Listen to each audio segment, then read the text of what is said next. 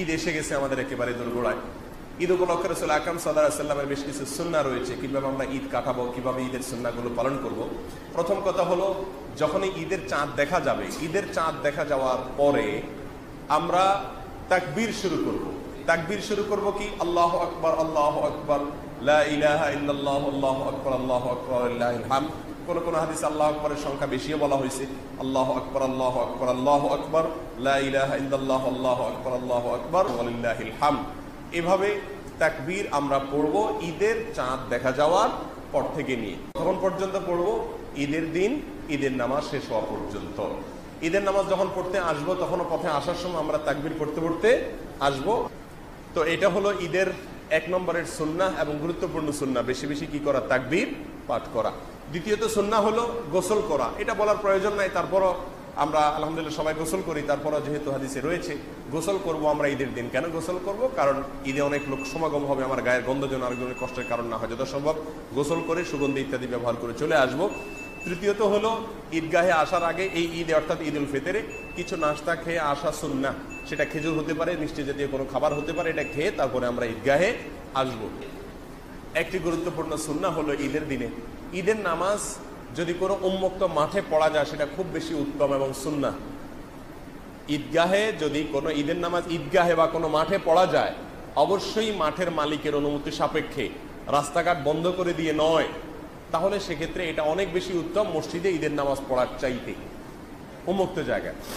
কিন্তু ঢাকা শহরের যে এনভায়রনমেন্ট আমরা জানি, এখানে এত উন্মুক্ত জায়গা নাই। সব মানুষগুলো উন্মুক্ত জায়গায় গিয়ে নামাজ পড়া প্রায় কঠিন, অসম্ভব। এই জন্য আমরা বাধ্য হয়ে মসজিদে পড়ি। কিন্তু আপনারা যারা গ্রামে চলে যাবেন, চেষ্টা করবেন মসজিদে যেন কোনো ঈদের নামাজের অ্যারেঞ্জ না থাকে। তবে হ্যাঁ, বৃষ্টি বাদল হলো, মাঠে পড়া গেল না, তখন মসজিদে আসলো, ভিন্ন কথা। কিন্তু অ্যারেঞ্জ থাকতে হবে মাঠে, ঈদগাহে নামাজ পড়া, এটা সুন্নাহ। এটা শহরে মাঠ থাকলেও অনেকে এটা আর খেয়াল করে না, ঝামেলা মনে করে কর্তৃপক্ষ যে আবার ওখানে অ্যারেঞ্জ করতে যাবো। কিন্তু না, একটা সুন্নাহ জিন্দা করার জন্য আমরা চেষ্টা না করলে আমাদের আর চেষ্টাটা কিসের জন্য হবে? ঈদগাহের ব্যাপারে আরেকটি কথা বলতে হবে, ঈদগাহে মেয়েদের জন্য ঈদগাহে আসার ব্যবস্থা থাকা উচিত। রাসূল আকরাম সাল্লাল্লাহু আলাইহি সাল্লামের একটি হাদিস আমি আপনাদেরকে শোনাবো। হাদিসটা বুখারী এবং মুসলিম এক যুগে বর্ণনা করেছে। এক সাহাবী বলছেন, মহিলা সাহাবী বলেছেন, আমারানা রাসূলুল্লাহ সাল্লাল্লাহু আলাইহি সাল্লাম, রাসূলুল্লাহ সাল্লাল্লাহু আলাইহি ওয়াসাল্লাম আমাদেরকে নির্দেশ করেছেন। কিসের নির্দেশ করেছেন? আন নুখরিজাহুন্না ফিল ফিতরি ওয়াল আযহা, আমরা যেন আমাদের মেয়েদেরকে ঈদ উল ফিতর এবং ঈদ উল আযহায় বের করি, ঈদগাহে তাদেরকে যেন বের করে আনি মেয়েদেরকে। কে নির্দেশ করেছেন? মুহাম্মদুর রাসূলুল্লাহ সাল্লাল্লাহু আলাইহি সাল্লাম নির্দেশ করেছেন আমাদের মেয়েদেরকে যেন ঈদ উল ফিতরে ঈদ উল আযহায় বাসা থেকে বের করে ঈদগাহে আনি। ওই বর্ণনাকারী সাহাবী বলছেন যে রাসূল আকরাম সাল্লাল্লাহু আলাইহি সাল্লাম নির্দেশ করার পাশাপাশি এটাও বলে দিয়েছেন যে তোমাদের যত রকমের মহিলা আছে, বয়স্ক, কম বয়স্ক, প্রাপ্তবয়স্ক, ছোট, বালেগ হয় নাই, সব ধরনের মেয়েদেরকে তোমরা বের করবা। এমনকি মাসিক অবস্থায় যদি থাকে, ওই মেয়েকেও ঈদগাহে নিয়ে আসবা। একটু খেয়াল করে দেখেন নির্দেশটা। মাসিক অবস্থায় তো নামাজ নাই, ঈদের নামাজ তো তিনি পড়তে পারবেন না, তাকেও বলতেছেন তাকেও ঈদগাহে নিয়ে আসো। ঈদগাহে সে কি করবে? সে তো ঈদের নামাজ পড়তে পারবে না। রাসূল আকরাম সাল্লাল্লাহু আলাইহি ওয়াসাল্লাম নিজেই ব্যাখ্যা করে দিচ্ছেন কি করবে সে।